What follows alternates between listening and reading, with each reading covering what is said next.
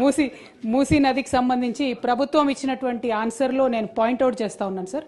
First పాయింట్లో చాలా క్లారిటీగా the estimated cost to be incurred for the project will be ascertained upon the finalisation of the detailed project report అని చెప్పారు sir వారు. అయితే దీనికి ఆపోజిట్గా నిర్దిష్టమైనటువంటి సమాచారం మా దగ్గర ఉంది సార్. వరల్డ్ బ్యాంక్లో ఈ ప్రభుత్వం 4,100 కోట్లు మాకు కావాలి మూసీ సుందరీకరణ ప్రాజెక్ట్ కోసం అని చెప్పి వరల్డ్ బ్యాంక్కి సబ్మిట్ చేసింది సార్. ఈ గవర్నమెంట్ సబ్మిట్ చేసిన మాట వాస్తవమా కాదా? చేసుంటే అది ఏ తేదీన చేశారో ఇంపార్టెంట్ సార్. ఎందుకంటే ఇవాళ 16వ తారీఖు, ఇవాళ 17 డిసెంబర్ సార్. 17 డిసెంబర్లో హౌస్లో మనకిచ్చిన సమాధానం డిపిఆర్ ప్రిపేర్ కాలేదని సార్. మరి వీళ్ళు వరల్డ్ బ్యాంక్లో డిపిఆర్ ప్రిపేర్ కాకుండా 4,100 కోట్ల లోన్ కావాలని ఎప్పుడు అడిగారు? ఆ డేట్స్ ఏంటి దయచేసి ప్రభుత్వం క్రిస్టల్ క్లియర్గా ప్రజలకు చెప్పాల్సినటువంటి అవసరం ఉంది సార్. అట్లానే ఎంఆర్డిసిఎల్ అనేటటువంటి కన్సార్టియంని ఆన్బోర్డ్ చేసుకున్నాము, ఇంకా కూడా మేము డిపిఆర్ ప్రిపరేషన్ చేస్తూ ఉన్నామని చెప్తా ఉన్నారు సార్. నిన్నగాక మొన్న మనం గౌరవ ముఖ్యమంత్రి గారిని చూసినాం సార్. వారు ఢిల్లీకి వెళ్ళి అక్కడ కేంద్ర మంత్రి కిషన్ రెడ్డి గారిని కలిసి 14,000 కోట్ల రూపాయలు మాకు మూసీ అభివృద్ధికి కావాలని చెప్పి అడగడం జరిగింది సార్. మరి అది ఏ ప్రాతిపదికన అడిగినారు? మీకు డిపిఆర్ లేకపోతే మూసీ దగ్గర మీరు 14,000 కోట్లు ఏం ప్రాజెక్టుల కోసం అడిగినారు, ఎందుకోసం అడిగినారు? మరి ఒకవేళ అవి రెండు వాస్తవం అయితే సీఎం గారు 14,000 కోట్లు అడగడం, అట్లానే వరల్డ్ బ్యాంకుకి మీరు అడగడం వాస్తవం అయితే మరి ఇక్కడ మమ్మల్ని తప్పుదోవ పట్టిస్తున్నారా? సభ సాక్షిగా మీరు తప్పుడు సమాచారం ప్రజలకు సభ్యులకు ఇస్తున్నారా?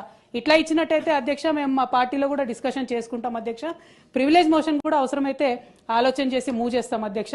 ఎందుకంటే సభను తప్పుదారి పట్టించడం నిజంగా దారుణం అధ్యక్ష. ఇంకా వీరు ఇచ్చినటువంటి ఆన్సర్స్లో మీరు చూస్తే గమనిస్తే అధ్యక్ష, ఓన్లీ 309 కుటుంబాలు వాళ్ళు రివర్ బెడ్ ఏరియాలో ఉన్నారు కాబట్టి వాళ్ళంతటా వాళ్ళు ఖాళీ చేసి వెళ్ళిపోయారని చెప్పారు అధ్యక్ష.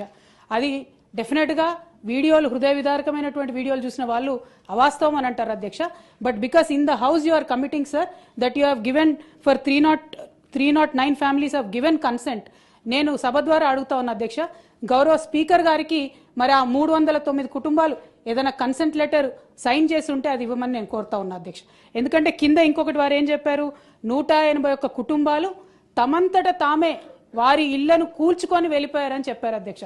ఇది వినడానికి కూడా దారుణంగా చాలా హాస్యాస్పదంగా ఉంది అధ్యక్ష.